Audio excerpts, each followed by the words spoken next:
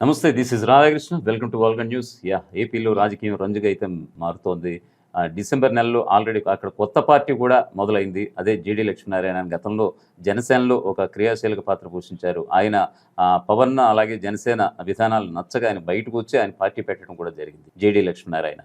ఆయన పార్టీ పేరే జై భారత్ పార్టీ. సో ఈ క్రమంలో జై భారత్ పార్టీ రాబోయే 45 రోజుల్లో ఎలా అధికారం సాధించుకోబోతోంది, అలాగే 170 సీట్లు పోటీ చేస్తుందా లేకపోతే కొన్ని స్థానాల్లో పోటీ చేస్తుందా అనేది ఆ party spokesperson Geeta Naidu garu ఉన్నారు మన స్టూడియోలో. ప్రస్తుతం ఆవిడని అడిగి లోతైన విశ్లేషణ చేద్దాం. నమస్తే అండి గీతా నాయుడు గారు. జై భారత్ పార్టీ జేడీ లక్ష్మీనారాయణ గారు అంటే ఎవరికి తెలియని వాళ్ళు ఎవరు ఉంటారు? ఆయన్ని ఒక ఆఫీసర్గా చూశారు, ఒక నిజాయితీ పరులుగా. అలాగే జగన్ని అరెస్ట్ చేసే విషయంలో మొత్తం దేశవ్యాప్తంగా కూడా ఆయన పేరు మారుమోగిపోయింది. అటువంటి ఆయన పవన్ పార్టీలోకి వెళ్ళడం, ఆయన విధానాలు నచ్చక మళ్ళీ ఆయన కొత్తగా మళ్ళీ పార్టీ పెట్టడం ఏ విధంగా చూస్తారు మీరు? ఎలా ఉంది మీ పార్టీ అక్కడ? అంటే ఎలా ఉందంటే జస్ట్ 2 months అయిందండి పెట్టి. డిసెంబర్ 22 ఓపెన్ చేశారు విజయవాడలో. ఇప్పుడు చిన్న బేబీ, జస్ట్ 2 months బేబీ మా పార్టీ. ఇప్పుడు మేమేమి మాకు అంత అత్యాస ఏం లేదు, సేమ్ అయిపోవాలి అన్ని సీట్లు మేము ఎస్టిమేషన్ కూడా వేసుకోలేదు. కానీ కొన్ని సీట్లు అయితే అంటే కొన్ని అంటే అది కూడా చాలా తక్కువ చెప్పలేను. వస్తాయి పక్కాగా మాకు సీట్లు వస్తాయి. మేము మా ప్రజల గలము, మేము అసెంబ్లీలో అయితే వినిపించగలము అనేది మాత్రం నమ్మకం అయితే నాకు ఉందండి ఒక అధికార ప్రతినిధిగా. మాకు మంచి స్పందన అయితే ఉందండి. యువత నుంచి కానివ్వండి, ఏజ్ పెద్దవాళ్ళు కానివ్వండి, కొంచెం రిటైర్మెంట్ అయిన వాళ్ళు కానీ, మేము ప్రతి గడపకి కూడా ఒక్క సింగిల్ గడప కూడా వదలకుండా ప్రతి గడపకు కూడా ఈచ్ అండ్ ఎవ్రీ వన్ కలిసి డైలీ మా మేనిఫెస్టో మేము ఎక్స్ప్లెయిన్ చేస్తున్నాము. వాళ్ళు తీసుకొని కూడా చాలా బాగుందని చెప్తున్నారు. మంచి స్పందన అయితే ప్రజల్లో మాకు దొరుకుతుందండి. ఒక విషయం అంటే ఏదైనా ఒక పార్టీ పెట్టడం, ఎన్నికల్లోకి వెళ్ళడం, మేనిఫెస్టో అనేది చాలా ఇంపార్టెంట్. మీ మేనిఫెస్టోలో ఉన్నటువంటి ప్రధాన అంశాలు ఏమిటి? అంటే ఉదాహరణకు ఒకటి చెప్తాను. సిపిఐ వాళ్ళని మొన్నటి ఇంటర్వ్యూ ఒకటి చేశాను. వాళ్ళు ఏమంటున్నారంటే రాజధాని అమరావతి అని అంటున్నారు. మరి కొందరేమో ప్రత్యేక హోదా అనే డిమాండ్ తోటి మరికొన్ని పార్టీలు వెళ్తున్నాయి. మీ డిమాండ్ ఏమిటి? మాది ఫస్ట్ వచ్చి మాకు ప్రత్యేక హోదా ఒకటి కావాలని అయితే మాకు నినాదం ఉందండి మా పార్టీ తరఫు నుంచి. జై భారత్ నేషనల్ పార్టీ ఫస్టే ప్రత్యేక హోదా. ఎందుకంటే అప్పులో కూలిపోయింది, రాష్ట్రం కుంటుపడింది, ప్రజలు నష్టపోయారు. ప్రజలకు ఉద్యోగాలు కానీ ఏ రకంగా చూసినా కూడా అందరూ నష్టపోయారు. అప్పులు పాలైపోయింది. వైసీపీ గవర్నమెంట్ వచ్చాక మనం చూసాము, అందరూ చూస్తున్నారు. కాబట్టి అప్పుడు అంతకుముందు మన చంద్రబాబు గారి పరిపాలించినప్పుడు కూడా అలాగే ఉంది. ఆయన వచ్చాక నేనైనా వచ్చాక చూస్తారంటే లేదు. ఇక ఆయనకి ఆలోచించి ఇక తప్పదు అనే పరిస్థితిలో ఎడ్జ్లో వచ్చాక ఇక పెట్టాలన్నట్టుగా జేడీ లక్ష్మీనారాయణ గారు ఆలోచించి మా అధ్యక్షులు వారు పార్టీ స్థాపించడం జరిగింది. మా మేనిఫెస్టో కూడా అందరిలాగా మేము ఉచితాలు ఇస్తాము, ఫ్రీగా ఇస్తాము, కానీ ఏమి చెప్పమండి అట్లా మభ్యపెట్టము, మేము అలా చేయము. ఎప్పుడైతే మన ప్రజలకి మభ్యపెట్టి ఉచితాలు ఇస్తామో సోమరిపోతులు అయిపోతారండి, బద్దకస్తులు అయిపోతారు. అలా చేయకూడదు. మనము కంపెనీలు పెట్టాలి, ఫ్యాక్టరీలు పెట్టాలి, పరిశ్రమలు స్థాపించాలి.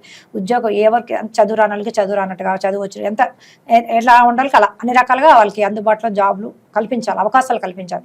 ఎవరి కుటుంబాన్ని వాళ్ళు పోషించుకునేట్టుగా ఉండాలి. అలా మహిళలకి ప్రోత్సహించి మేము లోన్లు ఇప్పించడం కానివ్వండి, రోడ్లు నాణ్యమైన వేయటం కానివ్వండి, విమానాశ్రయాలు కొత్తగా కట్టడం కానివ్వండి, వాటర్ ప్యూరిఫైర్ కూడా మేము ఇస్తామని చెప్పి మా అధ్యక్షులు వారు చెప్పారు. తర్వాత ఫ్రీ బస్సు, ఇప్పుడు తెలంగాణలో ఫ్రీ బస్ ఇచ్చారు. మేము ఫ్రీ బస్ ఇస్తాము. ఎప్పుడు ఎలా అంటే ప్రెగ్నెన్సీ లేని వాళ్ళకి, గర్భవతులకి, తర్వాత వికలాంగులకి, కాళ్ళు లేని వాళ్ళకి, అలాంటి వాళ్ళకి, చిన్నపిల్లలు స్కూల్కి వెళ్ళే వాళ్ళకి, వీళ్ళ ముగ్గురికి మాత్రమే మేము ఫ్రీ బస్ ప్రొవైడ్ చేయాలని ఏపీలో మా గవర్నమెంట్ వచ్చాక చేస్తామని మా మేనిఫెస్టోలో మా అధ్యక్షులు వారు చెప్పారండి. ఇలా చాలా ఉన్నాయండి. విద్యుత్ బిల్లులు కూడా చాలా పెరిగినాయి. మీరు జగన్ గారి ప్రభుత్వంలో వచ్చాక మనం చూస్తే కనుక కొన్ని. అలా కాకుండా మేము విద్యుత్ స్లాబ్లు కూడా కొంచెం తగ్గిస్తామని చెప్పారు. తర్వాత జిల్లాకు ఒకటి మేము స్కిల్ డెవలప్మెంట్, ఇంగ్లీష్ నేర్పించడం కానివ్వండి, స్టూడెంట్స్ని డెవలప్ చేయడం, వాళ్ళ మెమరీ అది అన్ని రకాలుగా కూడా అలా స్కిల్ డెవలప్మెంట్ కేంద్రాలు కూడా పెడతామని చెప్పారు. తర్వాత హాస్పిటల్స్ అండి, మెయిన్ హాస్పిటల్స్ కూడా పెట్టాలని, ఎయిమ్స్ లెవెల్లో, నిమ్స్ లెవెల్లో కూడా పెట్టాలని, గ్రామాల్లోనే వచ్చి ఒక మెడికల్ షాప్ కంపల్సరీగా ఒకటి ఉండాలని, అందరికీ అందుబాటులో అని. అంటే ఎలా చూసినా కూడా మా స్వార్థంగా అయితే ఏం లేదండి. అందరికీ ప్రజలకు అనుకూలంగా, ప్రజలకు తగ్గట్టుగా ఉంది. ఇది మేము తయారు చేసామంటే కూడా ఎవరు నమ్మట్లే. ప్రజలు ఎవరైనా చెప్తే అందరూ ఆలోచన అందరికి కలుపుకొని మేము తయారు చేసాము ఇది. కాబట్టి ప్రజలకు అనుకూలంగా ఉంది కాబట్టి ప్రజల మేనిఫెస్టో వాళ్ళు తయారు చేసిందని మేము ఒక మాటలో చెప్పచ్చు. ఆల్రెడీ మీరు కొత్తగా పార్టీ పెట్టారు. పార్టీ పెట్టిన తర్వాత ఇక్కడ రాష్ట్రంలో ఉన్న ప్రధాన పార్టీలతో పోటీ పడుతున్నారు. సో ఖచ్చితంగా అసెంబ్లీకి వెళ్లాల్సిన అవసరం ఎంతైనా ఉంది. మరి వైజాగ్ ఎంపీగా మీ పార్టీ అధ్యక్షులు పోటీ చేయడం వెనుక ఏంటి వ్యూహం?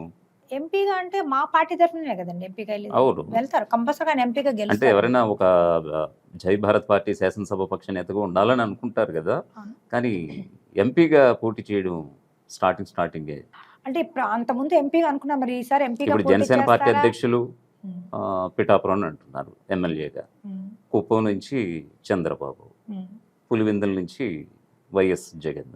వీళ్ళందరూ ఆయా పార్టీ అధ్యక్షులుగా ఉండి ఇక్కడ ఎమ్మెల్యేలుగా పోటీ చేస్తున్నటువంటి ఈ క్రమంలో మీ పార్టీ అధ్యక్షులు ఎంపీగా పోటీ చేయడం దేనికి సంకేతం? అంటే ఎంపీ అని చేయాలని ఉంది ఆయనకి. అప్పుడు జనసేనలో ఆయన ఎంపీగానే చేశారు, సెకండ్ ప్లేస్ లో వచ్చారు. ఫస్ట్ వైసీపీ వచ్చిన తర్వాత జడి లక్ష్మణ్ గారే ఉన్నారు. వైజాగ్ లో పోటీ చేసినప్పుడు కొంచెం తేడాతో ఓడిపోయారు, లేకపోతే ఆయన కంపల్సరీ గెలిచారు. ఆ టైం కూడా లేదు, కన్వర్సింగ్ టైం లేదు. లాస్ట్ టైంలో అంత క్లమ్జీ అయిపోయింది వల్ల అట్లా వచ్చింది. అయితే ముందంటే కంపల్సరీ ఆయన గెలిచేవారు అక్కడ, నో డౌట్ అనమాట. తర్వాత ఇంకోటి ఏంటంటే, ఇప్పుడు ఈయన నాకు తెలిసి మరి ఎంపీగా పోటీ చేస్తారా, అసెంబ్లీలో ఎమ్మెల్యేగా పోటీ చేస్తారా అని కూడా కొంచెం కన్ఫ్యూజ్ ఉంది నాకు తెలిసి. నాకు తెలిసి చూడాలి, నాకు అది మేము ఇంకా క్లారిటీ తీసుకోవాలి. అది నేను కూడా మా పార్టీ అధ్యక్షులను అడిగి. కానీ ఎమ్మెల్యేగా ఉంటే కనుక ఈజీగా గెలిచేస్తారు, సమస్య ఏం కాదు. అది ఎంపీగా కూడా గెలుస్తారని నాకు నమ్మకం, ఎందుకంటే మేము ముందు నుంచే గ్రౌండ్ లెవెల్ స్ట్రాంగ్ చేసుకుంటూ వెళ్తున్నాము. ఎమ్మెల్యేగా ఒకవేళ పోటీ చేస్తే గనక ఏ కాన్స్టిట్యున్సీ అయి ఉంటుందని మీకు లోపాయికారిగా అంటే అది కూడా ఇంకా తెలియలేదు. ఇంకా అది ఇంకా సార్ డిక్లేర్ చేయలేదు. అది చేశాక మేము చెప్తే బాగుంటుంది, మేము ముందు ఎలా గెస్ట్ చేయలేము కదా, అది పద్ధతి కాదు. రాష్ట్రంలో ఉన్నటువంటి 175 నియోజకవర్గాల్లో జై భారత్ పార్టీ పోటీ చేస్తుందా? తప్పకుండా అండి. మా అధ్యక్షులు వారే చెప్పారు 175 స్థానాల్లో మేము తప్పకుండా పోటీ చేస్తాం.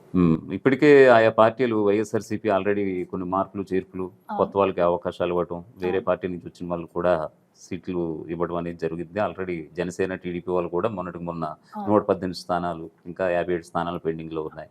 ఆల్రెడీ వాళ్ళ కసరత్తు అయితే స్టార్ట్ చేస్తారు. సో మీరు 170 స్థానాలకు సంబంధించి అభ్యర్థుల జాబితా ఇప్పుడు రిలీజ్ చేయబోతున్నారు. ఎటువంటి క్యాండిడేట్స్ ఉన్నారు మీకు ప్రస్తుతం? గెలుపు గుర్రాలు ఎవరున్నారు? అంటే మాకు కోఆర్డినేటర్స్ గా అన్ని జిల్లాల్లో ఇచ్చేసారండి.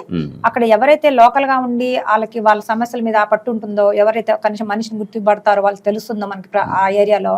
ఇప్పుడు నేను కర్నూలు వెళ్తే నాకు ఆ ఏరియాలో ఏం ప్రాబ్లమ్ అని తెలియదు, నేను ఉంటాను ఇక్కడ. అట్లా కాకుండా లోకల్ గా ఉండే పీపుల్స్ ఎక్కువగా మనకి పట్టు ఉంటుంది ఆ సమస్యల మీద కానివ్వండి, అక్కడ తెలియటం కానీ, ప్రజల మీద మమేకం అయి కలిసి వెళ్ళటం కానివ్వండి, సమస్యలను తెలుసుకోవటం కానివ్వండి, దగ్గరగా చూస్తారు. కాబట్టి అలాగా ఏ ఏరియా వాళ్ళకి, ఆ నియోజకవర్గంలో ఉన్న వాళ్ళకి పర్సన్స్ కి టికెట్ ఇవ్వడం అనేది జరుగుతుందండి మా పార్టీలో. ఇందులో మేము ఇంకో జీరో పాలిటిక్స్ మీదే వెళ్తున్నాము. మేము ఎవరికి డబ్బు పంచము, రూపాయి ఇచ్చేది లేదు.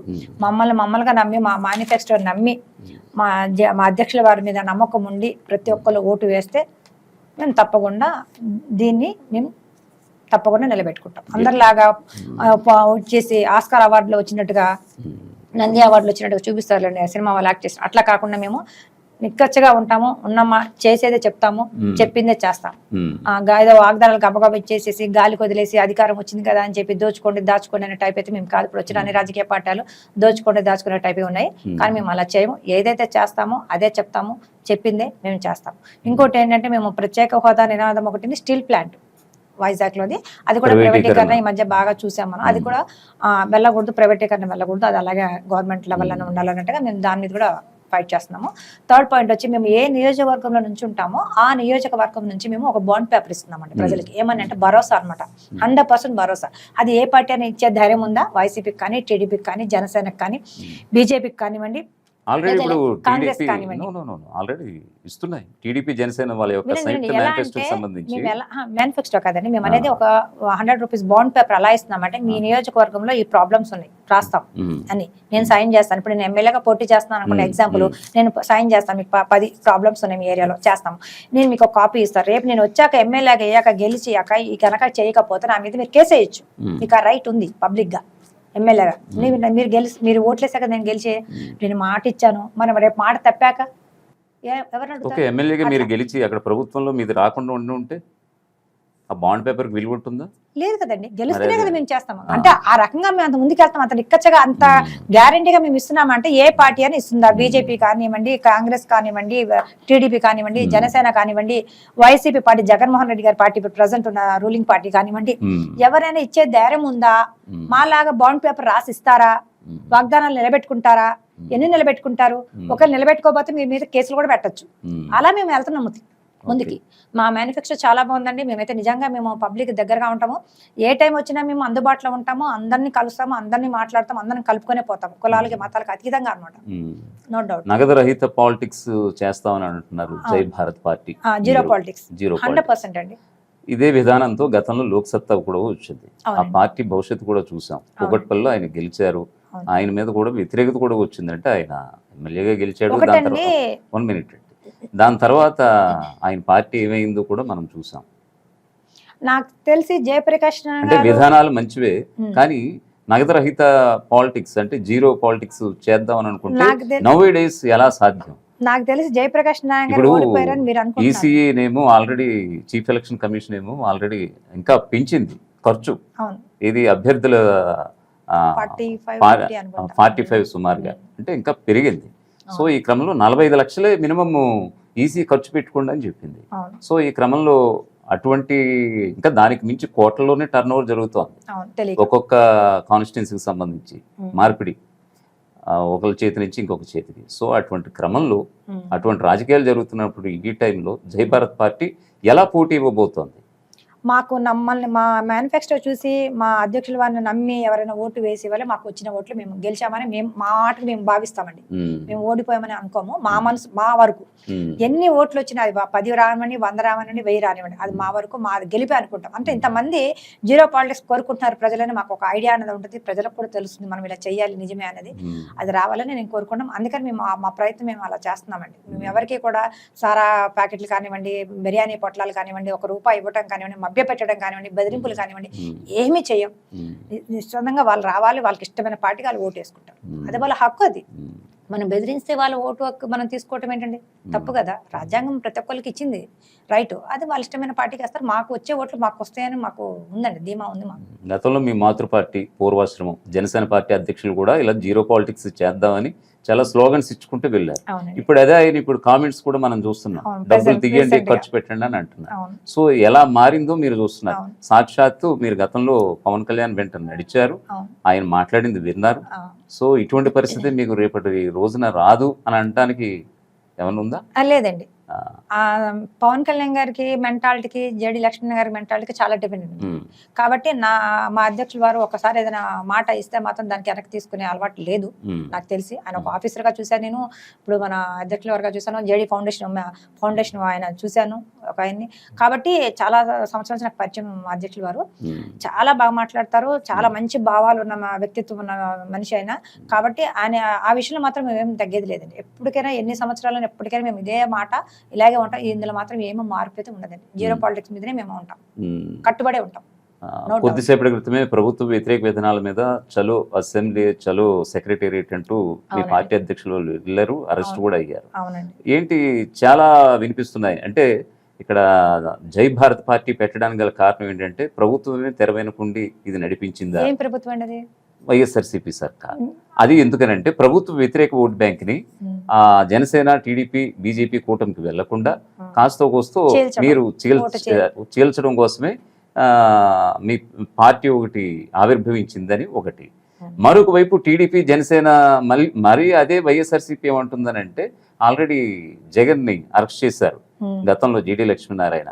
సో అటువంటి వ్యక్తిని ఇక్కడ మళ్ళీ ఒక పార్టీ పెడితే గనక ఖచ్చితంగా ఒక స్లోగన్ అయితే బయటికి వెళ్ళేలా ఉంటుందని టీడీపీ, జనసేన కూటమే ఇది ఒకటి పార్టీ ఆవిర్భించేలా చేసిందని ఇలా వస్తుంది. అంటే మీరు ప్రజలకు ఏదో చేద్దామని పార్టీ పెట్టుకుని ఉంటారు, కాబట్టి మీ పార్టీ పెట్టడానికి గల ఆరోపణలు అయితే ఇలా వస్తున్నాయి బయట నుంచి. లేదండి, మేము ఎవరి కోసము పార్టీ పెట్టలేదు, ప్రజల కోసం పెట్టాం.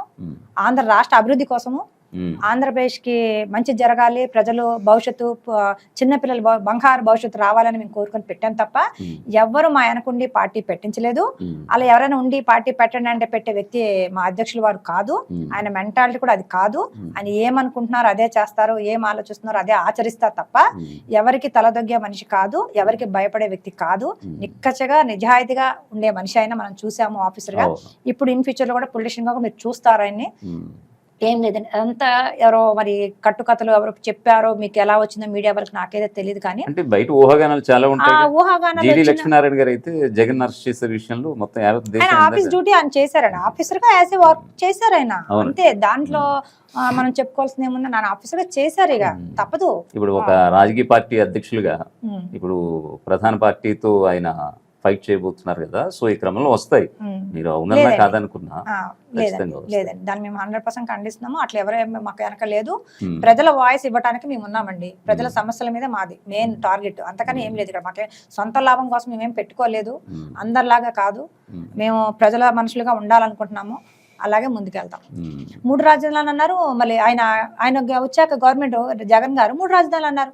అసలు ఏది లేదు, మళ్ళీ అయిపోయింది, మళ్ళీ ఎలక్షన్స్ కూడా వచ్చేసినాయి. ఉమ్, అసలు ఏది రాజధాని అంటే పిల్లలకి కూడా కన్ఫ్యూజ్ అయిపోతుంది, ప్రజలకు ఇబ్బంది అయిపోతుంది. అసలు ఏమి లేకుండా, రాజధాని లేకుండా గవర్నమెంట్ ఎలా నడుస్తుంది అనేది చాలా ఆశ్చర్యంగా ఉంది. అసలు వండర్ అనమాట. ఉమ్, ఇప్పుడు మా గనక వస్తే కనుక, మాది ఇప్పుడు రాకపోయినా 2029 మా టార్గెట్. ఉమ్, అప్పుడైనా మేము కంపల్సరీగా మేము రాజధాని నిర్మిస్తాం, ఉమ్, దాంట్లో ఏం డౌట్ లేదు, ఉమ్. నిర్మిస్తాం తప్పకుండా. ఏంటి ఎంపీగా పోటీ చేయడం, ఐ మీన్ ఈయన మీ పార్టీ అధ్యక్షులు జేడీ లక్ష్మీనారాయణ రేపటి రోజున ఏమన్నా అంటే మోదీ ప్రభుత్వానికి 2029 వరకు ఢోకా లేదనేది అయితే ఒకటి రన్ అవుతుంది. ఓకే, ఏంటి ఏమన్నా కొంచెం దగ్గర అయ్యే ప్రయత్నాలా ఎవరి బీజేపీకి? పార్టీ వాళ్ళకి నమ్మకాలు ఉంటాయి కాదన్న. ఇప్పుడు నా పార్టీకి నా మీద నమ్మకం ఉంటుంది, ఎవరి పార్టీ వాళ్ళకి ఉంటాను, పెద్ద మనం చెప్పుకోవాల్సిన అవసరం లేదండి. బీజేపీ వాళ్ళకి బీజేపీ ఒపీనియన్ వాళ్ళకి ఉంటుంది, అది మనం చెప్పక్కర్లేదు. నా పార్టీ నా అధికారిగా నేను మా అధ్యక్షులు వాది నేను అనుకుంటాను, అది కామన్. చూద్దాం, టైమే చెప్తుంది, కాలం నిర్ణయిస్తుంది. జనసేన పార్టీ అది ఒక ప్రజల పార్టీ కాదు, అది ఒక వ్యక్తి పార్టీ, పైగా ఒక కులానికి ముద్ర పడిపోయినటువంటి పార్టీ జనసేన. సో ఆ క్రమంలోంచి అందులో ఉన్నటువంటి అసమ్మతి రాగాలు కావచ్చు, అసంతృప్తి జ్వాలలు కావచ్చు, కొంతమంది పెట్టుకున్నటువంటి మరో పార్టీ జై భారత్ పార్టీ అంటున్నారు. దీనికి కూడా కులముద్ర పడే అవకాశం లేకపోలేదనేది రాజకీయ విశ్లేషకులు చెప్తున్నాడు అనమాట. సో దీన్ని మీరు ఎలా చూస్తారు? మీ పార్టీలో ఉన్నటువంటి వాళ్ళందరూ కూడా జనసేనలో పవన్ కళ్యాణ్ విధి విధానాలు, జనసేన విధి విధానాలు నచ్చక చాలామంది జై భారత్ పార్టీలోకి వచ్చారనేది చాలా మంది చెప్తున్నటువంటి మాట. దీన్ని మీరు ఏ విధంగా అంగీకరిస్తారు? లేదండి, 100% నేను 100% ఒక మహిళగా కానివ్వండి, లేకపోతే జై భారత్ నేషనల్ పార్టీ అధికార ప్రతినిధిగా కానివ్వండి ఖండిస్తున్నాను. ఫస్ట్ ఆఫ్ ఆల్, ఎందుకంటే మీరు గీతానాయుడు గారు అలా కదండి. ఇక్కడ కులాన్ని చూసి జనసేనకు వ్యతిరేకం వాళ్ళంతా జేడీ గారు ఆ పార్టీలో చేరారు అనేది చాలా తప్పు, అది 100% ఖండిస్తున్నాను. అక్కడ వ్యతిరేకం ఎందుకు వచ్చింది, ఎవరు ప్రాబ్లమ్ సాల్వ్ అంటే నేను అందులో వచ్చేసాను, నచ్చక వచ్చి రియలిస్టిక్ గా మాట్లాడి పార్టీ పెట్టాక ఈయన పార్టీలో జాయిన్ అవ్వడం జరిగింది, జేడీ గారి పార్టీలో. కానీ అక్కడ విలువ లేనప్పుడు వచ్చేస్తారు, వచ్చి ఎవరు ఏ పార్టీలో, టీడీపీలో వెళ్ళొచ్చు, బీజేపీలోకి వెళ్ళొచ్చు, కాంగ్రెస్ లో వెళ్ళొచ్చు, వైసీపీలోకి వెళ్ళొచ్చు. కానీ ఈయన విధి విధానాలు నచ్చి జేడీ గారి మీద అభిమానంతో ఈయన నమ్మి వచ్చారే కానీ కాపు కులంగా రాలేదండి. అది ఫస్ట్ తెలుసుకోవాలి మీడియా వాళ్ళు. కులం కానే కాదు. అలా అయితే నేను క్వశ్చన్ వేస్తాను, మీరు చెప్పాలి నాకు. ఇప్పుడు జగన్మోహన్ రెడ్డి గారు ఆయన ఫస్ట్ చిన్న పొజిషన్ నుంచి, ఆయన పర్సనల్ సెక్రటరీ దగ్గర నుంచి కానివ్వండి, తిరుపతి అంకన్న దగ్గర కానివ్వండి, మినిస్టర్లు కానీ చాలా మంది రెడ్డి సమాజ వర్గం ఇచ్చారు. మరి అది సమర్థిస్తున్నారా మీరు? మరి వాళ్ళని ఎందుకు మీరు క్వశ్చన్ చేయరు వైసీపీ వాళ్ళని? మరి జగన్ మన చంద్రబాబు గారు ఉన్నప్పుడు ఎక్కువగా చౌదరీస్కి ఇచ్చారు, కమ్మ సమావం. మరి వాళ్ళకు ఎందుకు కులముద్ర పడలేదు? ఏమీ లేదు, మీ మొన్న పుట్టిన మా చిన్న పార్టీకి పోయి కులముద్ర ఎలా వేస్తారు? ఏ రకంగా వేస్తారు? ఏం బేస్ చేసుకుని వేస్తున్నారు మీరు? ఇది చాలా తప్పు, నేను 100% ఖండిస్తున్నాను. నెక్స్ట్ జనసేన పార్టీ అధ్యక్షులు వైఖరి మీరు దగ్గరుండి చూస్తుంటారు కదా, ఆల్రెడీ అక్కడ నాదెండ్ల మనోహర్ ఉన్నారు, ఆయనకి అత్యంత సన్నిహితులు. ఏంటి ఆయన తెర వెనుకుండి నడిపిస్తున్నారా? ఎందుకంటే ఆయన ఒక కమ్మ సామాజిక వర్గానికి చెందినటువంటి వ్యక్తి. అంటే బయట ఉన్నటువంటి వదంతులు ఏంటంటే ఆల్రెడీ చంద్రబాబు డైరెక్షన్ లోనే జనసేన పార్టీ నడుస్తుంది అనేది. సో మీరు అక్కడ దగ్గర ఉన్నారు, పవన్ తోటి మీరు చాలా ట్రావెల్ చేశారు 2018లో. సో అవి ఆరోపణలా, లేకపోతే నిజంగా జనసేన తన సొంతంగానే అడుగులు వేస్తోందా, అంటే లేకపోతే టీడీపీ డైరెక్షన్ లోనే జనసేన కొంత ప్రభావం నాదెండ్ల మనోహర్ గారికి మాత్రం ఉందండి, జనసేన పార్టీ మీదనే ఉంది, షాడో లాగా అయింది కొంచెం, 100% కాదు కొంచెం ఉంది. ఇక మిగతాదంటే పవన్ కళ్యాణ్ గారు అంత ఓన్ డెసిషన్ తీసుకుంటారు, అలా వెళ్తున్నారు. ఇప్పుడు నేను ప్రెసెంట్ లేను కాబట్టి ఎక్కువగా మాట్లాడకూడదు ఆ పార్టీకి. మాట్లాడాలి, నో కామెంట్స్ అండి, నేను మాట్లాడదలుచుకోలేదు, ప్లీజ్ నో కామెంట్స్. ఆల్రెడీ ఇప్పుడు మీకు ప్రధాన వైరల్ పార్టీస్ కదా ఇవన్నీ, వైఎస్ఆర్సీపీ కావచ్చు, చెప్పే కదండి షాడో లాగా అయితే ఉంది, నాదెండ్ల మనోహర్ గారి ప్రభావం అయితే ఉంది జనసేనలో, నో డౌట్. దాంట్లో ఇంకోటి కన్సర్న్ ఉందా పవన్ కళ్యాణ్ అంటే మీకు? నాకు అట్లేం లేదండి, మరి ఎందుకు చెప్పలేదు? హీరోగా అభిమానిస్తాను అంతే, నేను పొలిటికల్ గా మాత్రం నాకు నచ్చలేదు కాబట్టి నేను బయటకు వచ్చాను. మీరు చెప్పొచ్చు, నో ఇష్యూ. ఎందుకంటే మీరు ఒక పార్టీకి స్పోక్స్ పర్సన్ గా ఉన్నారు, అక్కడ ఉన్నటువంటి ఆయన వైఖరి నచ్చకే కదా సాక్షాత్తు జేడీ లక్ష్మీనారాయణ గారు వచ్చిన 5-6 నెలలకే ఒక 6-7 months నేను బయటకు వచ్చేసాను, జేడీ గారు వచ్చాక నేను బయట. సో నచ్చకే కదా, ఆ నచ్చని విధానాలు అంటే చెప్పొచ్చు. నాకు నచ్చలేదంటే నాకు గౌరవం గుర్తింపు రెండు లేవండి అక్కడ. నేను 2014లో ఉన్నాను, ఫస్ట్ తెలంగాణలో నేనే లేడీ. నేను జాయిన్ చేసిన పార్టీలో లేడీస్ కి చాలా పెద్ద పెద్ద పోస్టులు ఇవ్వటం తెలంగాణలో. ఎవరు ఈ లేడీస్? చాలా మంది ఉన్నారండి లిస్ట్. ఉదాహరణకి ఇప్పుడు తెర మీద వెలుగుతున్నటువంటి ఆ తారలు ఎవరు? అది వెలుగుతుంటే అసలు ఎవరికి తెలియదు అసలు మీడియాలో వాళ్ళు అసలు ఎప్పుడు మీడియా వచ్చి మాట్లాడడం కానీ ఎక్కడ కనిపించలేదు వాళ్ళు అసలు వాళ్ళకి మాట్లాడడం కూడా చేత కాదు పాయింట్స్ కానీ ఏమన్నా అలాంటి వాళ్ళని గుర్తించి ఇవ్వటం. నేను ఎప్పటి నుంచో నేను నా పార్టీ నా పవన్ కళ్యాణ్ గారు ఆయన సీఎం అవ్వాలి అనే ఆశతో నేను ఎంత టార్గెట్ చేసి 2 తెలుగు రాష్ట్రాల్లో కూడా నేను మాట్లాడడం జరిగిందండి ఆయన పార్టీ తరఫున. మరి తెలంగాణలో శంకర్ గౌడ్ గారు ఉన్నారు తెలంగాణ ఇన్ఛార్జ్, ఎప్పుడైనా అమ్మాయిల మీద అత్యాచారాలు జరిగినివ్వండి, రైతులు ఆత్మహత్యలు చేసుకునివ్వండి, హాస్టల్లో నారాయణ శ్రీ చైతన్య వేరే హాస్టల్స్ లో కానివ్వండి, పిల్లలు ఆత్మహత్యలు చేసుకుని చనిపోయినా కానీ బాయ్స్ కానీ గర్ల్స్ కానీ ఏ విషయంలో కూడా మేము ఖండిస్తున్నాము మా పార్టీ తరఫున కానీ ఏ మీడియాలో కూడా ఎప్పుడు కూడా ఆయన ఇన్ఛార్జ్ గా మాట్లాడలేదు. కానీ ప్రతి విషయం నేను మాట్లాడాను తెలంగాణలో, ప్రతి విషయం నేను మాట్లాడాను A to Z AP and Telangana. నేను మాట్లాడుతున్నప్పుడు మరి ఇన్నిసార్లు మాట్లాడినప్పుడు పవన్ కళ్యాణ్ గారు చూడలేదా, ఆయనకి ఎవరు చెప్పలేదా, అంత మంచి మనసు ఎవరికి లేదా, ఈ అమ్మాయి ఇంత బాగా మాట్లాడుతుంది గీతా రెడ్డి గారు అనేది నాకు అర్థం కాలేదు. అంటే ఉన్న వాళ్ళంతా ఏమనుకోవాలి వాళ్ళని నాకే అర్థం కావట్లేదు. సరే ఇంత బాధపడి మానసికంగా గురైపోయి హెల్త్ పాడు చేసుకునే స్టేజ్కి వచ్చేసారు. మా ఇంట్లో వాళ్ళు కూడా బాగా నన్ను క్లాస్ పీకేశారు, మా ఫ్యామిలీ, మా హస్బెండ్ కానివ్వండి, మా ఇంట్లో. ఇంకా సరే అని చెప్పేసి నేను దూరం అయిపోయాను. దూరం అయిపోయి పొలిటికల్ అనలిస్ట్ గా మాట్లాడాను. నాకు ప్రజలంటే చాలా ఇష్టం అండి, ప్రజల వాయిస్ నేను ఇస్తూ ఉంటాను, నా స్వార్థంగా ఏం చేయను, ఎప్పుడు కూడా నేను ప్రజల మనిషిగానే ఉండాలనుకున్నాను. నేను చనిపోయేంత వరకు నాకు అదొక్కటే చాలా, ఇంకేం ఆశలేదు. అనుకోకుండా మా జేడి లక్ష్మణ్ గారు పార్టీ పెట్టడం జరిగింది. పెట్టాక ఆయన సిద్ధాంతాలు బాగా నచ్చి ఆయన మేనిఫెస్టో చూశాను. తర్వాత ఆయన బాండ్ పేపర్ మీద రాసిస్తా అన్నారు. ఏదనంటే మేము చేయకపోతే వాగ్దానాలు మా మీద యాక్షన్ తీసుకున్నాం, ప్రజలకే ఇస్తున్నారు. ఇలా ఎవరుంటారండి నిజంగా దమ్ము ధైర్యం ఉంటే ఎనీ పార్టీ అయినా సరే మాలాగా రాసిస్తారా బాండ్ పేపర్? నేను అడుగుతున్నాను మీ టీవీ చాలా ముఖ్యంగా. అదివన్నీ నచ్చి నేను వచ్చాను. ఇదివరకు అంటే యాక్చువల్లీ ఇప్పటికీ కూడా ఉన్నటువంటి ఒక వదంతి కావచ్చు, పుకార్లు కావచ్చు, వాట్ ఎవర్ ఏదైనా కావచ్చు, జనసేన అధ్యక్షులు పవన్ కళ్యాణ్ కలవడానికి, అపాయింట్మెంట్ కూడా అడగడానికి అక్కడ ఉన్నటువంటి ఒక లేడీ స్క్వాడ్స్, ఐ మీన్ ఒక బౌన్సర్ లాగా ఉంటారు, ఒకళ్ళు 2-3 లేడీస్. సో వాళ్ళ పర్మిషన్ లేనిది పవన్ కళ్యాణ్ కలవడం కష్టం అనేది చాలా మంది రాష్ట్ర వ్యాప్తంగా వినిపిస్తున్నటువంటి మాట. ఎవరింతకి మీరు అది గ్రహించారా? అది మీరు ఉన్నప్పుడు అంటే లేడీస్ అని కాదు కానీ అక్కడ నిన్నప్పుడైతే జెంట్సే ఉండేవాళ్ళండి. ఇప్పుడు లేడీస్ ఇప్పుడు వచ్చినట్టున్నారు. నేను బయటకు వచ్చేసి ఎవరో ఎన్ఆర్ఐ సంబంధించి ఆవిడ పేరు రుక్ని కోట అండి, ఆవిడ ఎన్ఆర్ఐ లండన్ లో ఉండేవారు. అక్కడ నుంచి వచ్చేసారు రీసెంట్ గా.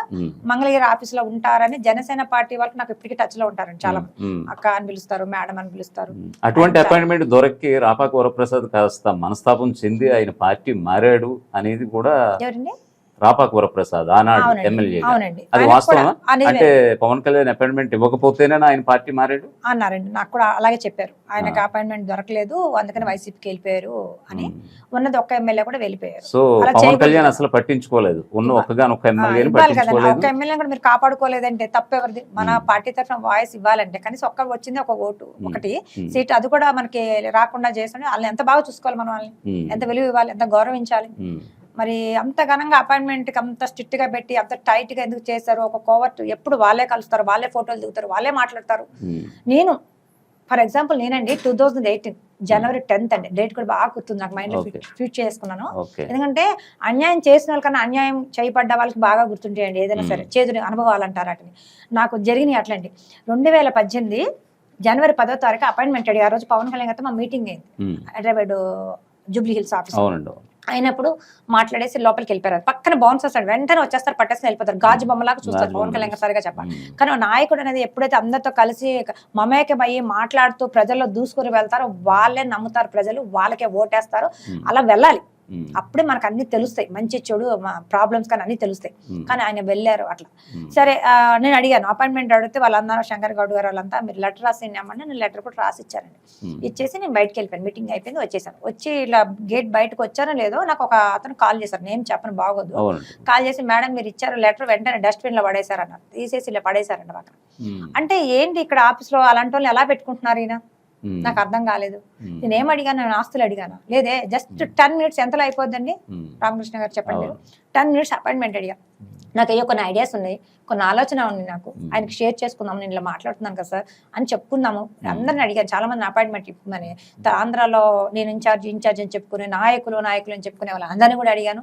ప్రతి ఒక్కరికి ప్రతి జిల్లాలో కూడా నేను తెలుసు, నెల్లూరు జిల్లా నుంచి ఇటు శ్రీకాకుళం జిల్లా వరకు కూడా. కానీ అందరూ విన్నారే కానీ నిజంగా అన్యాయం జరిగిందని. ఎన్ఆర్ఎస్ కూడా తెలుసు, మర్చిపోయా, బోల్డ్ మంది ఎన్ఆర్ఎస్ తెలుసు నాకు, యూఎస్ లో ఉన్నవాళ్ళు. చెప్తామమ్మా తప్ప కూడా సార్ దగ్గర తీసుకెళ్తామని చెప్పారు. కానీ అందరు నా హ్యాండ్ ఇచ్చిన వాళ్ళే. కాబట్టి నాకు మనస్తాపం చెంది బాధపడి హెల్త్ పార్ట్ చేసుకున్నాను తప్ప ఏం లేదు. ఇక వేస్ట్ అనేసి ఇక ఏ పార్టీలో జాయిన్ అవ్వదని డిసైడ్ అయిపోయి పొలిటికల్ అనలిస్ట్గా మాట్లాడటం జరిగింది. Yeah. జరిగాక నాకు ఇష్టమైన వ్యక్తి జడి లక్ష్మణ్ గారు మామూలుగా కలుస్తుంటాను, చాలా మంచి ఆయన. ఆయన ఆలోచన విధానం కానివ్వండి, ఆయన ఇవే మాట విధి విధానాలు నచ్చి కదా మీరు గతంలో పవన్ కళ్యాణ్ వెంట ఉన్నారు. ఉన్నాం కానీ పార్టీలో గుర్తింపు లేదు కదా. విధి విధానాలు నచ్చాయి కాబట్టి నేను ఆయన మీద అభిమానంతో నేను మాట్లాడి ఆయన సపోర్ట్ చేశాను టీవీలో అన్నిట్లో. ఆయనకు మనకు గౌరవం లేదు, గుర్తింపు లేదు, అపాయింట్మెంట్ లేనప్పుడు మనం ఎందుకు ఉండాలి?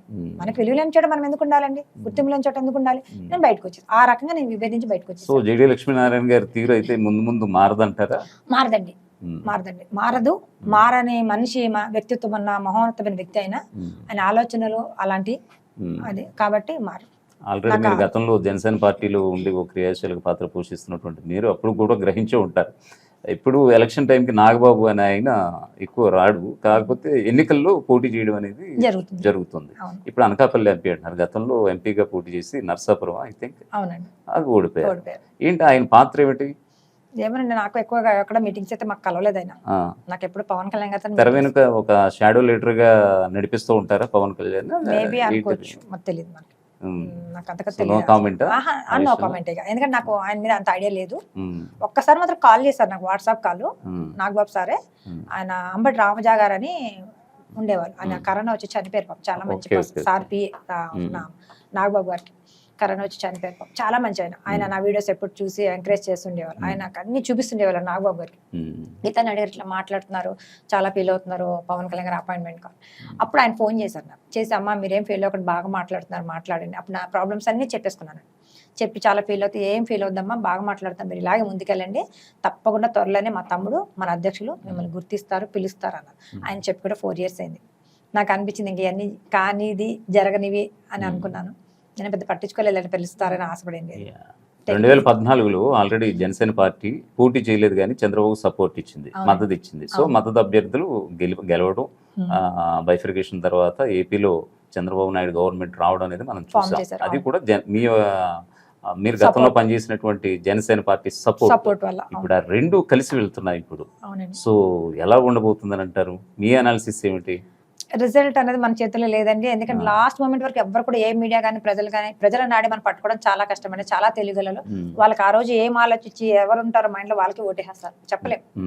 ఇంకోళ్ళు ఉంటారు ప్రజలు ఎలా అంటే, అయ్యే 2000 ఇచ్చారు వాళ్ళు, మనకి అన్నం పెట్టారు ఒక పూట, అదే తప్పకుండా వాళ్ళకే ఓటేయాలి అంటే ప్రజలు అంత నిక్కచ్చగా అంత బాగా ఆలోచిస్తారు. డబ్బు తీసుకుని మోసం చేయకూడదు వాళ్ళని అని. కానీ రాజకీయ నాయకులు మాత్రం వాగ్దానాలు ఇచ్చేసి 5 సంవత్సరాలు సీట్లో కూర్చొని ప్రజల్ని పట్టించుకోకుండా వాగ్దానాలు గాలికి వదిలేసి ఇష్టం వచ్చిన డబ్బు సంపాదించారు. అంటే అధికారాన్ని అడ్డు పెట్టుకొని డబ్బు సంపాదిస్తారండి. ఒకటి డబ్బు సంపాదించుకొని దోచుకుంటారు, దాచుకుంటారు. అలాగే వైఎస్ఆర్సీపీ ప్రభుత్వం మీద మీరు చేసే విమర్శలు ఏమిటి? ఆ ప్రభుత్వం మీద మీరు ఎన్నికల్లోకి వెళ్తే ప్రధానంగా మీ స్లోగన్స్ ఏమిటి? పరిపాలన బాగుందా? పరిపాలన బాగుంటే అసలు మేము పార్టీ పెట్టే వాళ్ళమే కాదు కదండి. ఫస్ట్ పాయింట్, పరిపాలన బాగాలేదనే కాబట్టే కదా పెట్టి. ఆయన నిజంగా పరిపాలన బాగుంటే అసలు మేము పెట్టే వాళ్ళమే కాదు, మేము మామూలుగా ఉండేవాళ్ళం, ఫౌండేషన్ నడుపుకుంటుంది. బాగాలేదని కాబట్టే పెట్టాం. ఫస్ట్ ఏంటంటే ప్రత్యేక హోదా అసలు మర్చిపోయారండి, అది చాలా బాధాకరమైన విషయం. 2 స్టీల్ ప్లాంట్, 3 ప్రజల ప్రాబ్లం చాలా ఉన్నాయి, చాలా అంటే చాలా. గవర్నమెంట్ హాస్పిటల్స్ అవ్వనివ్వండి, ఎక్కడ ఏమి డెవలపింగ్ లేదు. గవర్నమెంట్ హాస్పిటల్స్ లో పేదవాళ్ళు వస్తారండి, చాలా బాధ. నేను చూసా పర్సనల్ గా కూడా వెళ్ళి 2 తెలుగు రాష్ట్రాలు కూడా తిరుగుతుంటాను అప్పుడప్పుడు గవర్నమెంట్ హాస్పిటల్స్, నాకు చాలా ఇంట్రెస్ట్. కానీ వాళ్ళు మెడిసిన్స్ రాస్తారండి, అక్కడ ఇవ్వరు. మెడిసిన్స్ కూడా ఇవ్వాలి, అందుబాటులో ఉంచుకొని వాళ్ళకి ఇవ్వాలి. కానీ ఇక్కడ లేవమ్మా, స్టాక్ అయిపోయినాయి, లేకపోతే స్టాక్ రాలేదని చెప్తారు. మళ్ళీ వెళ్ళి మెడికల్ షాప్ లో కొనుక్కోవాలి. డబ్బు ఉండకే కదండి గవర్నమెంట్ హాస్పిటల్. ఇప్పుడు అలాంటప్పుడు గవర్నమెంట్ హాస్పిటల్ ఎందుకు పెట్టుకుంటున్నారు? మరి అదే గవర్నమెంట్ హాస్పిటల్ జగన్మోహన్ రెడ్డి గారు కానివ్వండి, వాళ్ళ ఫ్యామిలీ మెంబర్స్ కానివ్వండి, లేకపోతే మన చంద్రబాబు గారి ఫ్యామిలీ మెంబర్స్ కానివ్వండి, ఎవరైనా గవర్నమెంట్ హాస్పిటల్కి వెళ్ళి చేయించుకుంటున్నారా? గవర్నమెంట్ హాస్పిటల్స్ అంటున్నారు, వాళ్ళేమో నాడు నేడు ఆ పథకం తోటి ఇటు పాఠశాలలు కానీ ఇటు హాస్పిటల్స్ కానీ చాలా మార్పులు చేర్పులు తీసుకురావడం నాకైతే ఏం కనిపించలేదండి. అసలు మాటలు చెప్పడం కాదండి, మాటలు కోటలు దాటుతాయి కొంతమంది, అది కాదు. నిజంగా రూలింగ్ లో ఉండాలి, చూపించాలి, ప్రజలు చెప్పాలి బాగుందని. అదే కదా, బాగలేదే కదా. ఎంత మంది చనిపోతున్నారో. కొన్ని చోట్ల అయితే రోడ్లు అండి అంత దారుణంగా ఉన్నాయో, బ్యాక్ పెయిన్లు వస్తున్నాయి. వానాకాలం అయితే రోడ్లకి హోల్స్ అంతా నీళ్ళతో నిండిపోతే ఎక్కడ ఉందో కూడా ఏమి తెలియకుండా అప్ అండ్ డౌన్స్, చాలా మందికి యాక్సిడెంట్స్ అయ్యి పిల్లలు పెద్దలు వయసుకు సంబంధం లేకుండా ఎంతో మంది మరణిస్తున్నారు. అంటే కరోనా టైంలో వైఎస్ జగన్ గవర్నమెంట్ చేసింది ఏమీ లేదా మీరు చెప్తున్న లెక్క ప్రకారం? కరోనా టైం అంటే ఏముందండి, వ్యాక్సిన్ అంతా సెంట్రల్ గవర్నమెంట్ ఏం చేసింది, అది పెద్ద చెప్పుకోవాల్సిన విషయం తీసుకున్నటువంటి లేదు. నిర్ణయాలు కావచ్చు, ఇవి కావచ్చు, డెత్ రేషియో కాస్త తగ్గించడంలో మేము అది ఓకే, సఫలీకృతం అది అయ్యామని ఓకే. అంటున్నారు. అసలు మామూలుగా రూలింగ్ విషయాలు నేను మాట్లాడుతున్నాను, జనరల్ గా టాపిక్స్, గవర్నమెంట్ హాస్పిటల్స్ అవ్వచ్చు, రోడ్లు అవ్వచ్చు కానివ్వండి. ఆ రోడ్ల విషయంలో లేదు. ఒకటి అయితే ఒకటి అప్రిషియేట్ చేస్తాను జగన్మోహన్ రెడ్డి గారు, వెరీ గుడ్, బాగుంది నాకు సీఎం గా ఆయన అక్కడ గెలిచారనే చెప్తా. గవర్నమెంట్ అది స్కూల్స్ లో ఇంగ్లీష్ మీడియంస్ పెట్టి కొంతమంది పిల్లలు ఇంగ్లీష్ మాట్లాడుతున్నారు, మన టీవీలో చూసాను నేను, చాలా మంది ఆడపిల్లలు కానివ్వండి మా పిల్లలు. స్లాస్ ఎలా ఉందంటే వాళ్ళది ఇంగ్లీష్ ఫారిన్ లాంగ్వేజ్ లో వాయ్ వాయ్ అట్లా మాట్లాడుతున్నారు వాళ్ళు, చాలా హ్యాపీగా అనిపించింది ఇంగ్లీష్ మీడియం. కానీ అది తెర వెనుక ఏదో ఉందండి, అది కానీ కూడా ఇంగ్లీష్ చాలా బాగా 1 or 2 స్కూల్స్ మాత్రమే అవి. అయినా కూడా ఆ పిల్లలు చాలా బాగా మాట్లాడారు, అట్లాగే ఇంకా ముందు ముందు కూడా అట్లాగే తీసుకెళ్లాలని అయితే నేనైతే కోరుకుంటున్నాను. బాగుంది. ఇప్పుడు ఇంగ్లీష్ మీడియం అంటే మీ మాటకి అడ్డు వస్తున్నాం కదా, ఇంగ్లీష్ మీడియం పెట్టడం కాదు, దానికంటే ముందు చెప్పే వాళ్ళు కూడా బాగుండాలి, ఆ రిక్రూట్మెంట్ అలా జరగాలి. అక్కడ సార్ కూడా చాలా బాగున్నారు, అక్కడ ఏదో స్కూల్ పెట్టారు, దొండపాడు ఏదో బెండపూడి. అందులో పిల్లలు నేను విన్నాను, చూశాను టీవీలో, చాలా బాగా మాట్లాడారు వాళ్ళు. వాళ్ళు అమెరికా కూడా ఏదో వెళ్ళారు ఏదో అన్నారు, అవునవును, అమెరికా వెళ్ళారు. కానీ ఆ విషయంలో మాత్రం నేను చాలా అప్రిషియేట్ చేస్తాను యాజ్ ఏ ఒక ఉమెన్ గా.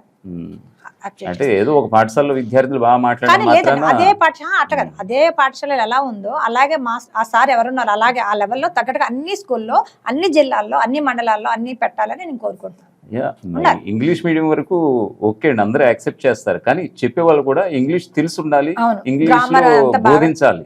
సో మన రిక్రూట్మెంట్స్ అన్ని కూడా డిఎస్సి రిక్రూట్మెంట్స్ అన్ని కూడా తెలుగు.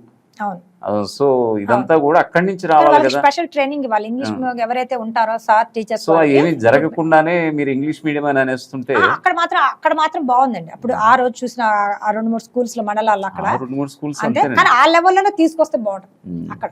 అది అలా అంత రాష్ట్రంలో అన్ని జిల్లాల్లో అన్ని మండలాల్లో కూడా తీసుకొస్తే ఇంగ్లీష్ మీడియం ఆ రకంగా వాళ్ళకి స్పెషల్ గా కొంచెం ఇంగ్లీష్ కి వాళ్ళకి కూడా కొంచెం తర్ఫీదు ఇచ్చి కొంచెం కోచింగ్ లాగా ఇచ్చి వాళ్ళకి సార్స్ కి టీచర్స్ కి ఎవరైతే అపాయింట్ చేసుకుంటారు ఇంగ్లీష్ సబ్జెక్ట్ కి ఇస్తే గనక ఇంకా బాగుంటుంది. పిల్లలు కూడా ఇంగ్లీష్ మీడియం నేర్చుకోవాలి, ఇంగ్లీష్ మాట్లాడేది. ఎందుకంటే ఇప్పుడు కొంచెం జాబ్స్ వస్తే కంపల్సరిగా డిగ్రీలు అయ్యేది కంపల్సరీ ఇంగ్లీష్ మస్ట్ అని మాట్లాడుతున్నారు.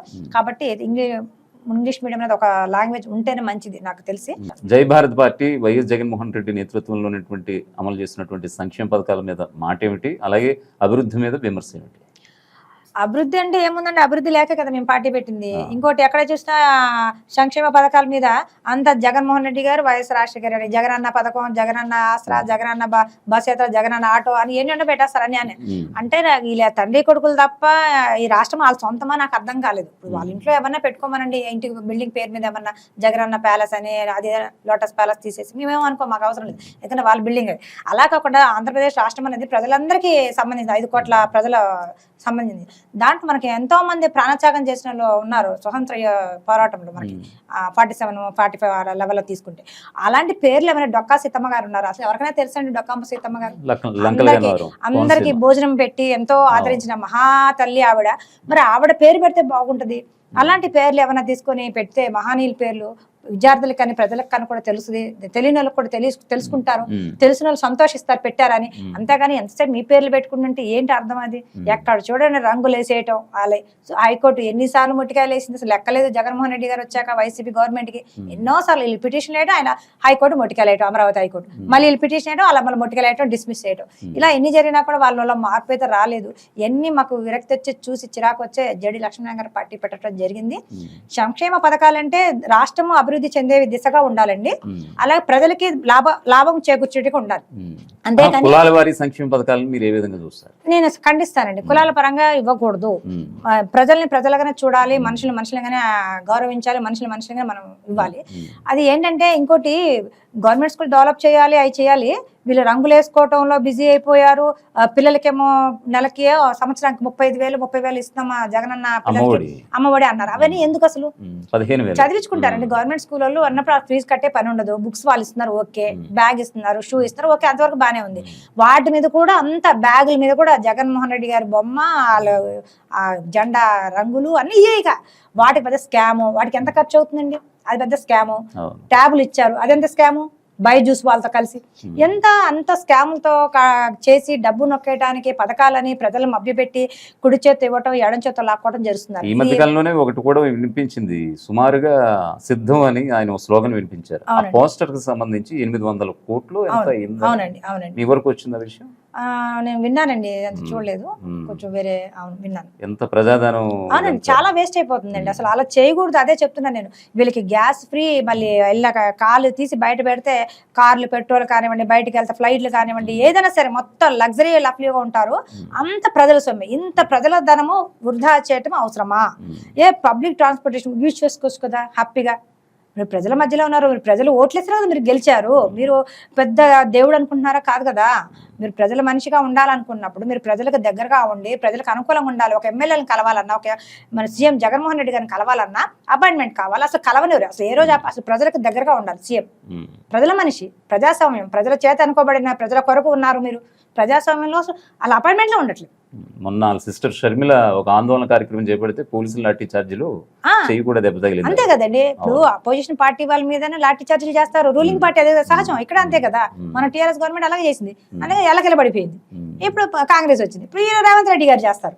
ఇప్పుడు ఎలా ఉందంటే, నువ్వు రూలింగ్ ఉన్నప్పుడు నన్ను అరెస్ట్ చేసావు కదా, నాది వచ్చాక నిన్ను అరెస్ట్ చేస్తా అట్లా.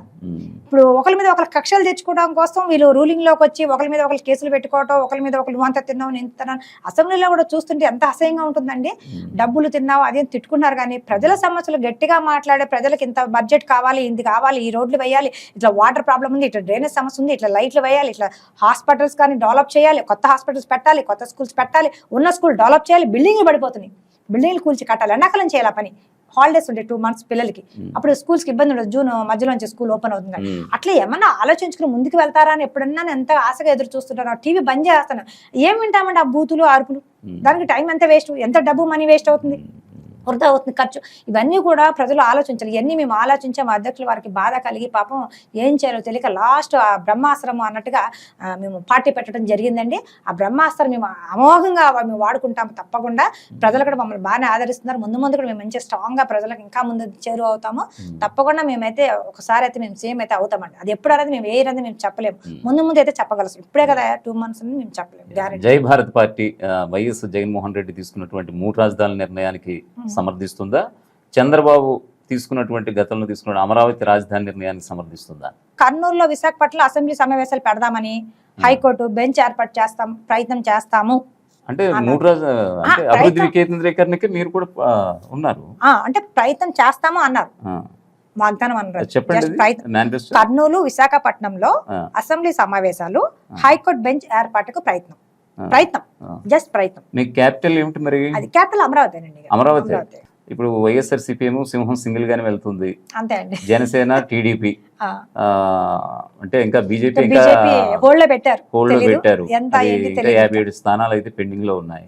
సో 24 స్థానాల్లో మీ పాత పార్టీ అధ్యక్షుల వారు జనసేన పార్టీ 24 స్థానాలు పోటీ చేస్తోంది. చంద్రబాబు ఏమో ప్రస్తుతానికి 94 స్థానాలు ఆయన తీసుకున్నారు. సో ఈ విషయాలన్నీ పక్కన పెడితే గనక బీజేపీ రేపటి రోజున కలవచ్చు, కలవకపోవచ్చు, అది పక్కన పెడదాం. ఇప్పుడు ఆల్రెడీ వామపక్షాలు సిపిఐ సిపిఎం ఇప్పుడు కాంగ్రెస్ తో కలిసి వెళ్లేందుకు సిద్ధంగా ఉన్నాయి. జై భారత్ పార్టీ సింహం సింగిల్ గానే వెళ్తుందా? మీ సింహం కూడా? మా సింహం కూడా సింగిల్ గానే వెళ్తాం. ఎవరితోనే మీరు పొత్తులు పెట్టుకోరా? లేదంటే ప్రెసిడెంట్ మా అధ్యక్షుల వారు 175 స్థానాల్లో పోటీ చేస్తాము, మేము సింగిల్ గానే వెళ్తాము అని అయితే చెప్పారండి. ఈ రోజు వరకు మాకు అదే కలిసి వస్తే షర్మిల పిసిసి చీఫ్ గా వచ్చి ఇప్పుడు చెప్పలేనండి. నేను కూడా అధికార ప్రతినిధి అయినా కూడా అది ముందు మా అధ్యక్షుల వారి నిర్ణయం మీద ఆధారపడి అప్పుడు మేము ఇలా పొత్తు పెట్టుకున్నాము, ఈ పార్టీతో వెళ్తున్నామని ఒకవేళ ఉంటే చెప్తాను. లేని మనం చెప్పకూడదు, మభ్య పెట్టకూడదు, ప్రజల్ని కన్ఫ్యూజ్ చేయకూడదు. కాబట్టి ప్రజెంట్ మేము ఏంటంటే క్లియర్ గా చెప్తున్నాం, మళ్ళీ 175 స్థానాలు పోటీ చేస్తున్నాము, సింగిల్ గానే వెళ్తున్నాం ఈ రోజు ఈ టైం వరకు. మరి ఈ రోజు సాయంత్రం ఏమవుతుందని చెప్పలేదు. రాజకీయాలు సమీకరణలు ఎలా ఉంటాయి మీకు తెలుసు, మీడియాలో నేను చెప్పక్కర్లా. రేపు మార్నింగ్ ఎవరైనా వచ్చి మా అధ్యక్షుల వారిని కలిసి ఆయనకి ఈయన నచ్చి ఏమైనా ఉంటే చెప్పలేము. అది నేను లేదని మేము సింగిల్ గానే ఉంటాం. రేపటి రోజున ఇండియా కూటమికి సపోర్ట్ చేయాల్సి వస్తే, లేదు ఎన్డీఏ కూటమికి సపోర్ట్ చేయాల్సి వస్తే జై భారత్ పార్టీ ఎటువైపు ఉంటుంది? అది కూడా చెప్పలేనండి. మా అధ్యక్షుల వారు ఇంకా ఆయనే సేమ్ డిసైడ్. అసలు ఆ కూటమి గురించి మేము ఆలోచించలేదండి, అంత దాకా వెళ్ళలేదు మేము. ఇప్పుడు కూటమి విధి విధానాలు చూస్తుంటారు, ఎన్డీఏ కూటమి విధి విధానాలు మేము ఇప్పుడు మేనిఫెస్టో నెక్స్ట్ కూటమికి దగ్గర ఆలోచన ప్రెజెంట్ అయితే లేదు. ఇప్పుడు మాకేంటంటే నెక్స్ట్ మంత్ ఎలక్షన్స్ ఉన్నాయి, 16th or 18th అంటున్నారు, 2nd, 3rd week లో. ఆ ఎలక్షన్స్ మీద మేము చాలా బిజీగా ఉన్నాం, ఎందుకంటే మాకు టైం లేదు అసలు. ఈ కోఆర్డినేటర్లను చూసుకోవాలి, ఇంకా కొన్ని జిల్లాల్లో చాలా మందికి వర్క్ చెప్పారు, వర్క్ ఎలా ఉందంటే చూసుకోవాలి, ప్రజల నుంచి ఎలా వస్తున్న స్పందన చూసుకోవాలి, చేసుకోవాలి, మ్యానుఫ్యాక్చర్ ప్రజల దగ్గరికి ఎంతవరకు వెళ్తుంది, ఎంతమంది ఏంటని చాలా బిజీగా ఉన్నాం. మీటింగ్స్ చిన్న పెట్టుకోవటం, తర్వాత ప్రత్యేక హోదా గురించి కూడా మళ్ళీ మీటింగ్స్ చిన్న జరుగుతుంది. చాలా సార్ శ్రీనివాస్ గారు వీళ్ళంతా కలిసి జేడీ సార్ వీళ్ళంతా మాట్లాడుకుంటున్నారు. ఇవన్నిట్లో మేము చాలా బిజీగా ఉన్నామని ఇంకా అంతవరకు అయితే మేము అనుకోవాలి కూటమి గురించి. ఒకవేళ మాకు తెలుసు తప్పకుండా నేను నెక్స్ట్ మీ వీడియోలో కావాలంటే తప్పకుండా జై భారత్ పార్టీలో ప్రధానంగా జీడి లక్ష్మీనారాయణ ఫ్రంట్ ఫేస్ తప్ప మిగతా ఫేసెస్ అంత వెల్ నోటెడ్ ఫేసెస్ కాదేమో అనిపిస్తోంది. ఎవరైనా ఉన్నారా వచ్చేవాళ్ళు? అంటే ఆల్రెడీ వైఎస్ఆర్సీపీలో కొంతమంది టికెట్లు దక్కలేదు, జనసేన టీడీపీ కూటమిలో కొంతమంది టికెట్లు దక్కలేదు. ఇటువంటి వాళ్ళని మీరు ఆహ్వానిస్తారా? ఇచ్చి వాళ్ళని పోటీలో దింపే అవకాశం ఉందా? పోటీ అని చెప్పలేం కానీ వస్తే మేము ఎవరినైనా మేము ఆహ్వానిస్తాం, దానికి ఏమీ ఇది లేదు. అది పోటీ అనేది మా అధ్యక్షుల వారి మీద ఆధారపడి ఉంటుంది. వాళ్ళ డేటా కూడా చూస్తారు కదా. అది మా అధ్యక్షుల వారి మెంటాలిటీ ఏంటంటే ఒక మనిషి పోటీ చేసేటప్పుడు వాళ్ళ మీద కుతంత్రాలు కానివ్వండి, కేసులు కానివ్వండి అలాంటి ఉండకూడదు అని ఒకటి. ఎందుకంటే అలా పోలీస్ ఆఫీసర్ కదా, ఆ లెవెల్లోనే ఉంటుంది. మరి ఉండాలని కూడా నేను కోరుకుంటున్నాను, నిజంగానే ఉండాలండి. అలాంటి వాళ్ళు అసలు రాజ్యాంగంలో పోటీ చేయకూడదని చాలా స్ట్రిక్ట్ గా చెప్పాలి, తీయాలి. కానీ లేదు, మర్డర్లు చేసినా ఏం చేసినా జైలుకి వెళ్ళొచ్చాం చక్కగా హ్యాపీగా బెయిల్ తీసుకుంటున్నారు, వస్తున్నారు సీఎంలు, మినిస్టర్లు, ఎమ్మెల్యేలు, కార్పొరేటర్లు అవుతున్నారు. చాలా బాధేస్తుంది నాకు కూడా, చాలా చాలా బాధేస్తుంది. నాకు నచ్చలేదు కూడా, నాకు నచ్చవు కూడా అలాంటి. అలా ఉందండి మన రాజకీయం. ఇప్పుడు షర్మిల ఆధ్వర్యంలో కాంగ్రెస్ పార్టీ నడుస్తోంది. రేపటి రోజున అంటే ఆల్రెడీ బైఫర్కేషన్ తర్వాత పార్టీ పుట్టుమునిగిపోయింది, అది మన అందరికీ తెలిసిన విషయం.